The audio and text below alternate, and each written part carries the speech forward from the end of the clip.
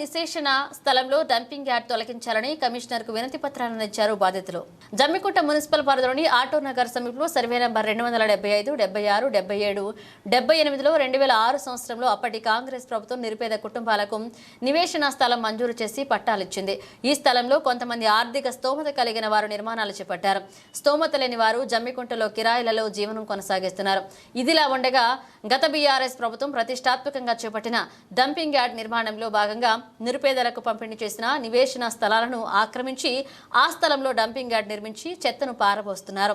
Dumping యార్డ్ను తక్షణమే తరలించాలని, మా నివేశన స్థలాలు మాకు అప్పగించి న్యాయం చేయాలని బాధితులు కోరుతూ మున్సిపల్ కమిషనర్కు వినతి పత్రాన్ని అందజేశారు.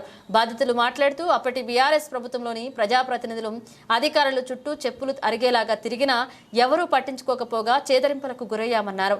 ఈ కార్యక్రమంలో నాగిశెట్టి వెంకటేశ్వర్లు, చిట్టి పెద్దలు, ఎస్ సమయ్య, శంకర్, అనిల్, గూడపురమ, రాజలక్ష్మి, కనకం, సరోజన పాల్గొన్నారు.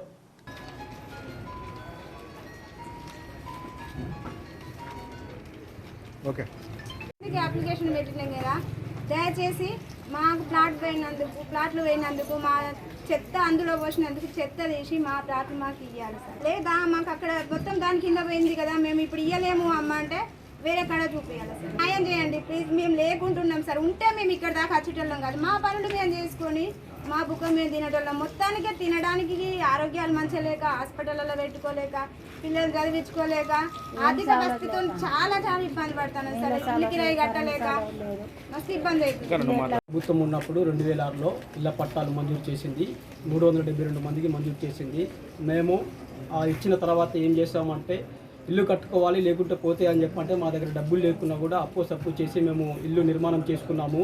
ఇల్లు నిర్మాణ కాడ మాకు సెక్యూరిటీ లేకున్నా కూడా మా కంకర తీసుకొచ్చి పోస్తున్నా కూడా ఎవరు పట్టకపోయినా కూడా మళ్ళీ మేము కొనుకొచ్చుకొని మళ్ళీ పోసుకొని మేము సజ్జలు లెవెల్ వరకు, స్లాబ్ లెవెల్ వరకు మొత్తం ఇల్లు కూడా కంప్లీట్ చేసుకున్నాము.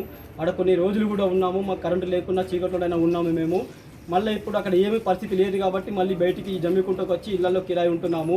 మళ్ళీ ఇప్పుడు మేము వెళ్ళి చూస్తే మా స్థలంలోనే మొత్తం చెత్త తీసుకొచ్చి మున్సిపాలిటీకి వస్తుంది. మేము మున్సిపల్ కమిషనర్ గారికి వినతి పత్రం ఇవ్వడానికి వచ్చాము. ఇప్పుడు మున్సిపల్ కమిషనర్ గారికి వినతి పత్రం ఇస్తే ఏమన్నాడంటే, మాకు గవర్నమెంట్ అలాట్ చేసింది కాబట్టి మేము మోస్తున్నాము, మీ స్థలం మాకు అవసరం లేదు కాబట్టి మీరు ఏదైనా ఉంటే మీరు వెళ్ళి చూసుకోండి, మీకు ఒకవేళ కావాలంటే మీరు వేరే కాడ ఇవ్వడం కోసం ప్రయత్నం చేయమని అంటున్నారు మున్సిపల్ చైర్మన్ కమిషనర్ గారు.